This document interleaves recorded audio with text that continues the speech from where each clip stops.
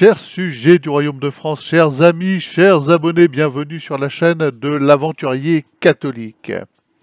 J'aurais pu bricoler un montage de plusieurs heures où des commentateurs, présentateurs, youtubeurs, politiciens nous déclarent d'une seule voix que le service de renseignement israélien est le plus performant du monde, que l'armée israélienne est la plus technologique du monde, la plus bla bla bla, enfin bref, tous ces poncifs que vous entendez à longueur de journée.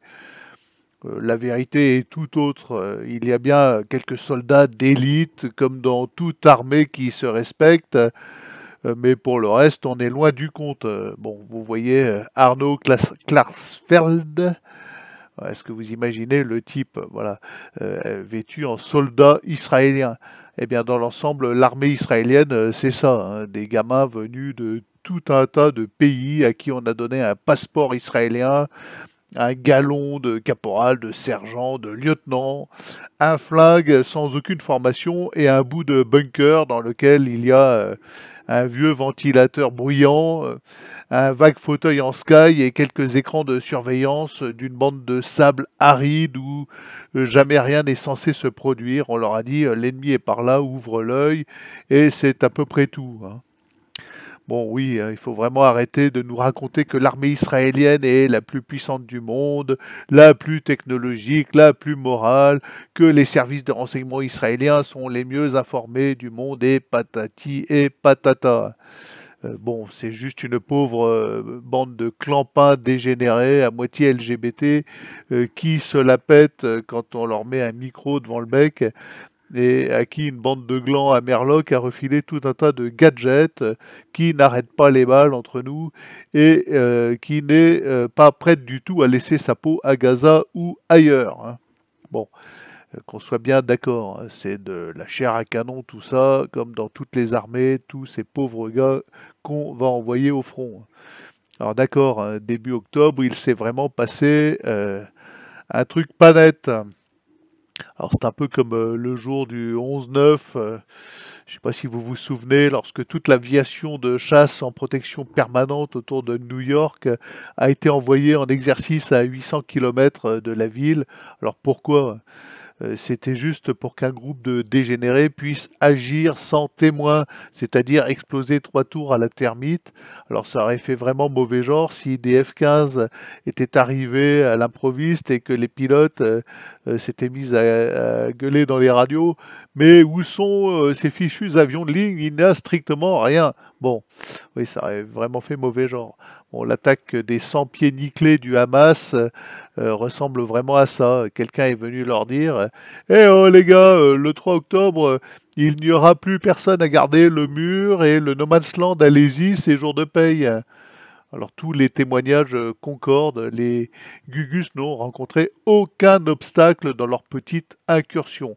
Alors, bon, tout ceci ressemble donc à de l'inside job, et puis d'ailleurs tout le narratif de propagande d'un bord comme de l'autre. Bon. Et vraiment, dans toute cette histoire, ce qui est à craindre, c'est le fanatisme des vrais coupables. Ah oui, cette bande de terroristes du Hamas, ceux qui ont armé les pieds nickelés, les ont prévenus et laissés agir, eux, sont particulièrement dangereux. Bon, il y a les pieds nickelés, puis il y a les autres. Nous voyons bien que de part et d'autre, le conflit, il s'agit bien d'un conflit qui est en train de dégénérer, se porte sur un terrain religieux. Nous connaissons la finalité du truc, hein, c'est l'arrivée de l'Antéchrist. Et Netanyahou nous l'a clairement avoué. Le but de tout ceci, hâter la venue de l'Antéchrist. Alors lui, il ne l'appelle pas comme ça, hein, c'est le Machiar, bon. Mais il se fiche absolument d'envoyer au casse-pipe de pauvres soldats israéliens à demi LGBT. On voit comment ils ont traité la population israélienne durant la psychopandémie. Les pauvres Israéliens, c'était de la chair à canon pour ces gens-là, ces gens messianiques. Le but messianique de ce type et des personnes qui appartiennent à sa mouvance vaut largement quelques millions de morts en dommages collatéraux. Il faut bien comprendre ça.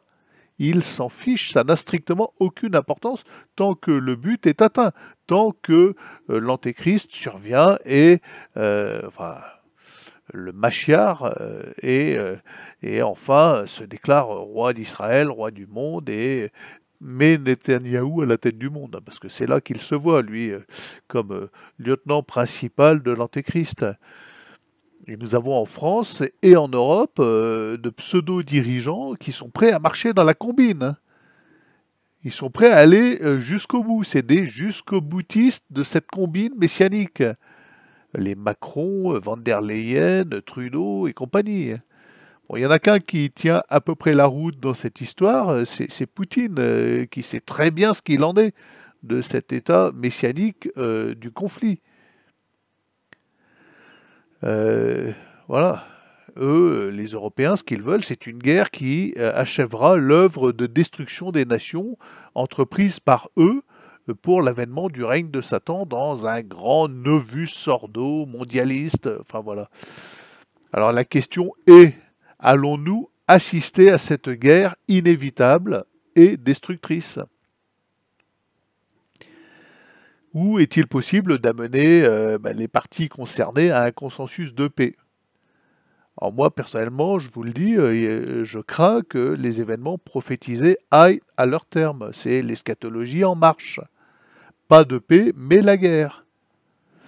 Bon, il nous reste à tirer un bien pour un mal dans l'ordre spirituel, à nous tenir prêts à rencontrer notre Seigneur.